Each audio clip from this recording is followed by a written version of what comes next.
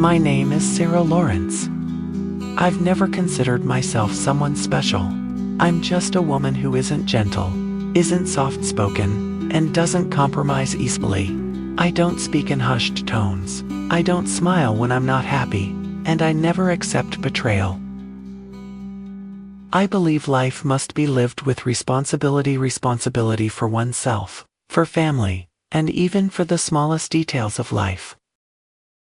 Since I was young, I've always been ready to work hard, unafraid of hardship, and never one to run away. I figured, if I don't move forward myself, no one's going to lift me up.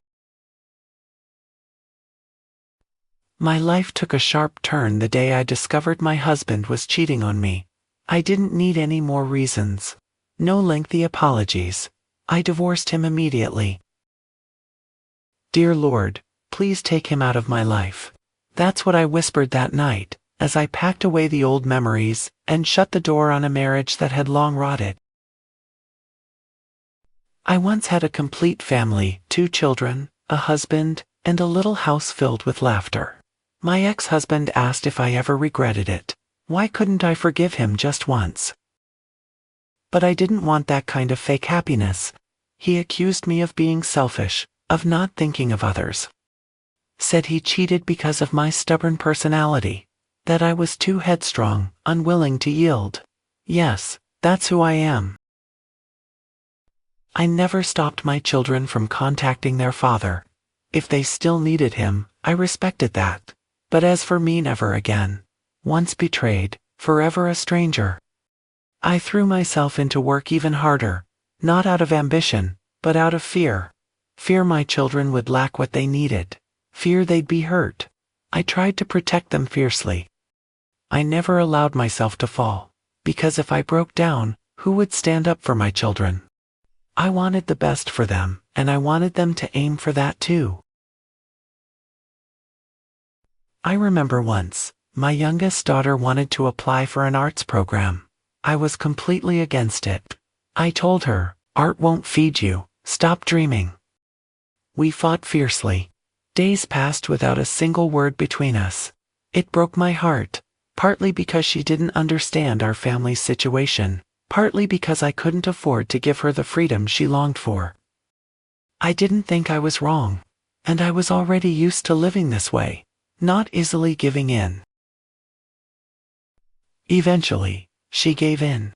She studied a practical major I suggested, found a stable job, and later used her own earnings to take the art classes she loved. Wasn't that a happy ending? She once told me, "I hated you, Mom, but I don't blame you. I know you always thought of me, even though your actions hurt me."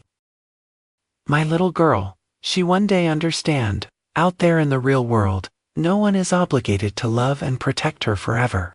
She must learn to be strong and independent. Now I'm old. I have grandchildren running around, calling me grandma, grandma, but I haven't changed. I'm still the stern old lady. Whenever they come over, I teach them everything, from how to hold a spoon, to how to eat properly, to not speaking loudly or running indoors. The little ones don't like how strict I am.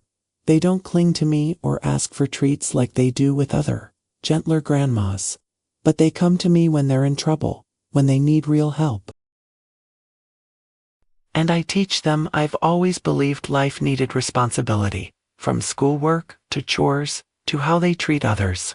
I often say, when you're young, you must take responsibility for your studies, for being a good child. When you grow up, you must be responsible for your work, your choices. Even in love, you must be responsible. I don't believe love is everything. It's vague, easily sparked, but hard to sustain. Life is long, and no one is immune to temptation or doubt. In those moments, it's your conscience and your sense of responsibility, to yourself and your family, that will hold you back from straying. I often tell my grandkids, you don't have to be the best, but you must take responsibility. Responsibility for yourself, for what you choose, and do your very best. Maybe I'm not a perfect mother. Not the kind of woman who's admired for her softness. But I've lived fully, never running away, never giving up. I became the pillar of my family. And I'm proud of that. It's just a pity that my firmness made the relationships in my family less close than in other families. But if fate gave me the chance to do it all over again, I would still choose to live the way I once did.